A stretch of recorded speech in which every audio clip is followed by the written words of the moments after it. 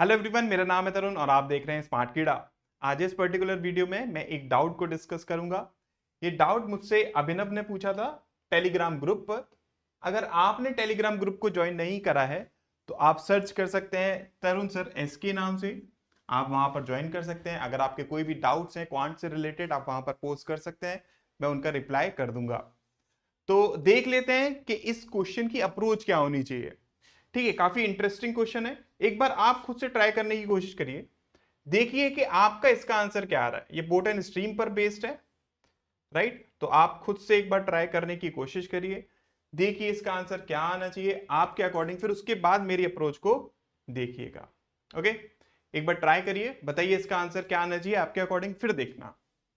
I hope आपने question को एक बार ट्राई कर लिया होगा। अब देखते हैं कि इसको हमें किस तरीके से सॉल्व करना है। ठीक है, तो क्वेश्चन में दिया क्या हुआ है, उसने हमसे बोला है कि boat A starts rowing downstream and boat B starts rowing upstream from the same place at 1 p.m. मतलब क्या हुआ कि मान लो आपके पास एक ये प्लेस है, ठीक है, यहां से ए ने और बी ने सेम प्लेस से चलना स्टार्ट करा। ए चलता है डाउनस्ट्रीम में, ठीक है, और बी चलता है अपस्ट्रीम में, राइट? उसने हमसे ये चीज बोली है। अच्छा, अब आगे क्या बोलते हैं वो, और 1 बजे, ठीक है, टाइम पीरियड भी दे दिया है 1 पीएम, 1 बजे चलना स्टार्ट करते हैं। अच्छा, उसके आगे वो बोलता है कि at 4 PM boat B turns back and starts chasing boat A, what is the speed of the stream. ठीक है, मतलब क्या हुआ कि 4 बजे तक बोट इस डायरेक्शन में चली अप स्ट्रीम में। लेट अस सपोज ये आपके पास क्या 4 बजे का टाइम है, 4 पीएम, है ना? और उसके बाद उसने क्या करा, अपने डायरेक्शन चेंज कर लिया, मतलब वो अब ए को चेंज करने लगी इस डायरेक्शन में। ठीक है, ये चीज उसने बोली है। अब उसने पूछा क्या हमसे, हमें स्ट्रीम की speed, let us suppose stream की स्पीड कितनी है, एस है, हमें ये फाइंड आउट करनी है। ओके, तो हम इसको किस तरीके से निकालेंगे समझना। अभी तक जो हमारे पास इंफॉर्मेशन है वो हम कैसे यूटिलाइज कर सकते हैं। तो एक बात को समझो, अगर मैं यहां से यहां तक का डिस्टेंस निकालना चाहूं 4 बजे तक का, मतलब बी ने 1 बजे चलना स्टार्ट करा, 4 बजे तक डिस्टेंस कितना उसने कवर करा होगा। बी की स्पीड क्या होगी, देखो आप स्ट्रीम में जा रहा है ना, तो बी की स्पीड कितनी होगी, बी माइनस एस होगी, राइट? और इसने 3 घंटे यहां पर चला है, 1 बजे से 4 बजे तक, इसका मतलब ये जो डिस्टेंस होगा वो 3 इंटू बी माइनस एस होगा। सिमिलरली ए की अगर हम बात करें, ए डाउन स्ट्रीम में चल रहा है, तो 1 से 4 बजे के बीच में टोटल कितना डिस्टेंस ट्रेवल करा होगा यहां से यहां तक। ए की स्पीड होगी ए प्लस एस, और 3 घंटे तो इंटू 3, राइट? तो हम ये बात बोल सकते हैं ना कि 4 बजे तक ए और बी के बीच में जो डिस्टेंस है टोटल, वो कितना है, दिस प्लस दिस। तो मतलब कितना हो जाएगा, देखो 3 कॉमन आ गया, आपके पास बी माइनस एस प्लस ए प्लस एस, ये कैंसिल आउट हो गया, तो आपके पास टोटल डिस्टेंस कितना आ रहा है, थ्राइस बी माइनस आपके पास प्लस ए, ठीक है, बी प्लस ए। ये टोटल डिस्टेंस आया किसके बीच में, ए और बी के बीच में 4 बजे।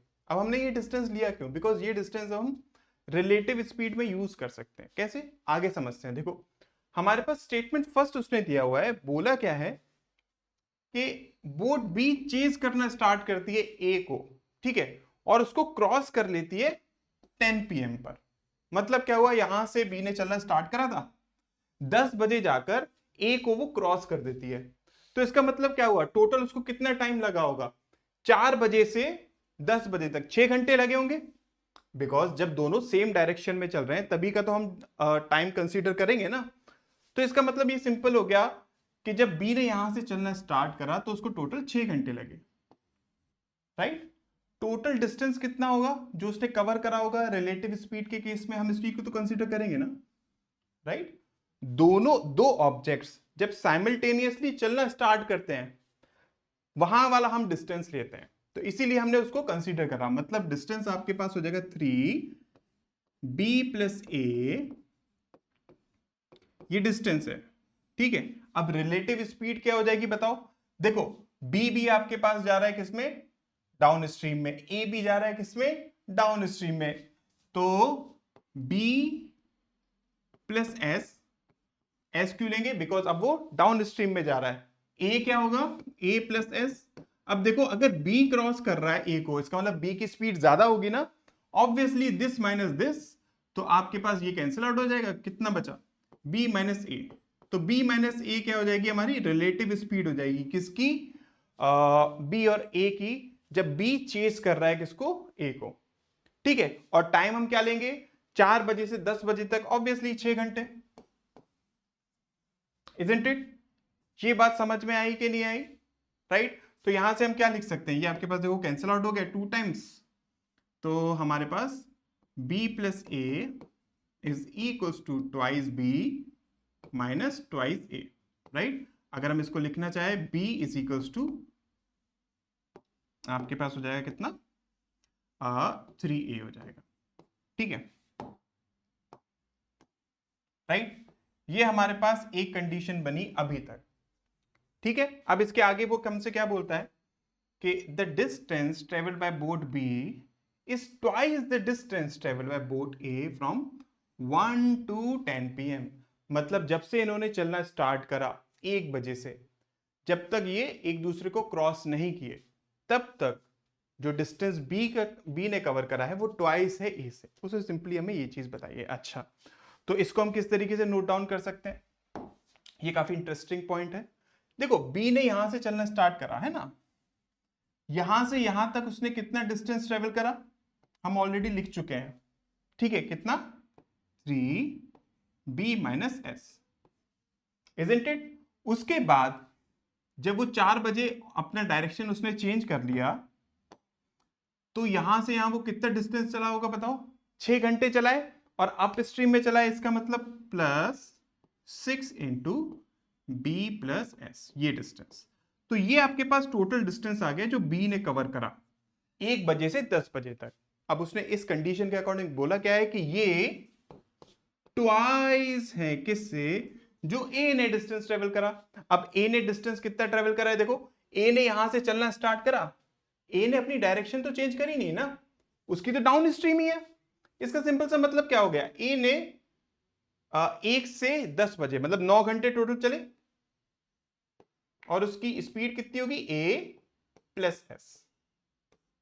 आई होप ये चीज आपको क्लियर हो गई होगी यहां पर, ठीक है। तो अगर मैं इसको नोट डाउन करना चाहूं, हम एक काम करते हैं, यहां से b अपॉन ए, इसको 3/1 मान ले, या फिर इसको 3k/1k मान ले। तो यहां पर अगर हम यूज करेंगे, किस तरीके से यूज कर सकते हैं, ये आपके पास हो जाएगा, इसको थोड़ा सा रिजॉल्व कर लो, ठीक है। देखो 3 2 टाइम्स 3 टाइम्स, राइट, तो b minus S plus 2b plus 2s, ठीक है, is equals to 6a plus ये आपके पास 30 हो जाएगा, राइट। और तो इसमें कुछ हो नहीं सकता है, चलो अब इसको कर लो, ये आपके पास हो गया 3b, right, minus 6a, right. और अब क्या लिख सकते हो, अच्छा सॉरी, ये आपके पास 5 नहीं है, मैंने इसको गलत ले लिया है ना, ये 30 नहीं होगा, ये 5 नहीं है, ये s है, ठीक। तो इसको हम s की तरह ही कंसीडर करेंगे, मतलब कितना हो जाएगा ये 6s, है ना। तो एक काम करो, a को इस साइड ले आए, s वाले को उस साइड ले जाओ, ठीक है, ये दोनों मिलाकर हो जाएगा कितना, प्लस s, वहां गया तो 5s। ये हमारे पास कंडीशन बनी, ठीक है। अब हम उन रेशियोज का यूज कर सकते हैं, तो ये आपके पास कितना हो जाएगा, 9k, okay, 9k minus 6k is equals to 5s। और आई कैन से, यहां से हम बोल सकते हैं, आई होप सब दिख रहा होगा ना उसमें, ठीक है। तो यहां से हम बोल सकते हैं s की वैल्यू कितनी होगी, 3k अपॉन s के बराबर, सॉरी अपॉन 5 के बराबर, ठीक है। तो अगर हम सिर्फ और सिर्फ स्टेटमेंट फर्स्ट की बात करें, हमारे पास क्या इंफॉर्मेशन मिल रही है, हमारे पास b मतलब क्या, बोट बी की स्पीड स्टिल वाटर में, ए की स्पीड और स्ट्रीम की स्पीड, इन तीनों का रेशियो मिल जाएगा हमें। और वो रेशियो क्या होगा, आप उस रेशियो को यहां पर लिख लीजिए कि b 3:A:S, कितना हो जाएगा 3:1:3/5, और आई कैन से 15:5:3, ये हमारे पास रेशियो आएगा। ठीक है, हमारे पास केवल इतनी इंफॉर्मेशन है, बट हमें फाइंड आउट क्या करना था, स्ट्रीम की स्पीड फाइंड आउट करनी थी ना, तो वो तो हम यहां पर फाइंड आउट नहीं कर सकते हैं इतनी इंफॉर्मेशन से, इसलिए स्टेटमेंट फर्स्ट सफिशिएंट नहीं है। ठीक है, आई होप ये चीज क्लियर हो गई होगी। प्लीज इसे नोट डाउन कर लो, बिकॉज फिर मैं रब करके आगे करूंगा। इसको एक बार नोट डाउन कर लो किस तरीके से हमने निकाला है। ओके, सो हमारे पास स्टेटमेंट फर्स्ट से जो हमें एक रेशियो मिला वो ये मिला, इसके अलावा हमें और कुछ फाइंड आउट नहीं हुआ, है ना। स्टेटमेंट सेकंड पढ़ते हैं, वो हमसे क्या बोलता है कि still water speed of boat B is thrice.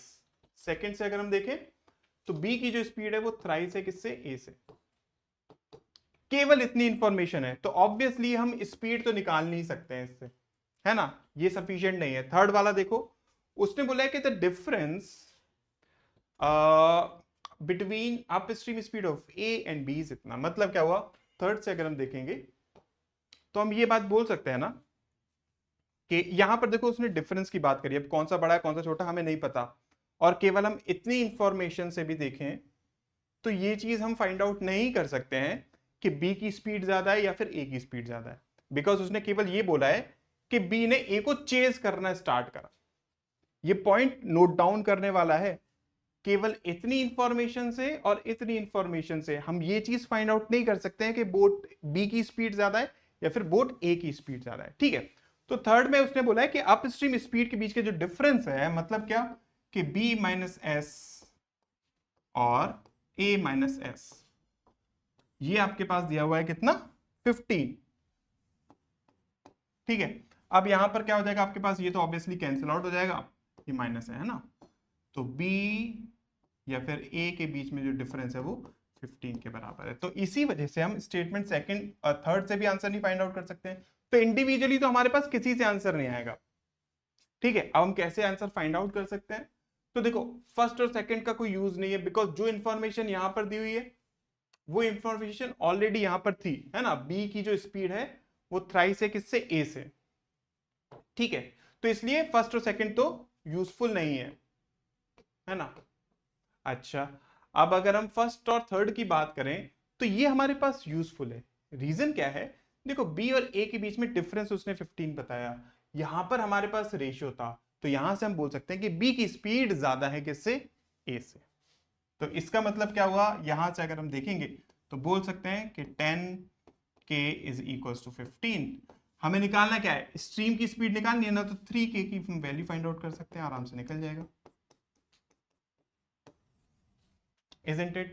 Clear हुआ। उसके अलावा अगर मैं सेकंड और थर्ड की बात करूं तो देखो आपके पास सेकंड और थर्ड में ना स्ट्रीम की स्पीड नहीं दी हुई है, किसी भी तरीके से मेंशन ही नहीं है, तो वो हम फाइंड आउट कर ही नहीं सकते हैं।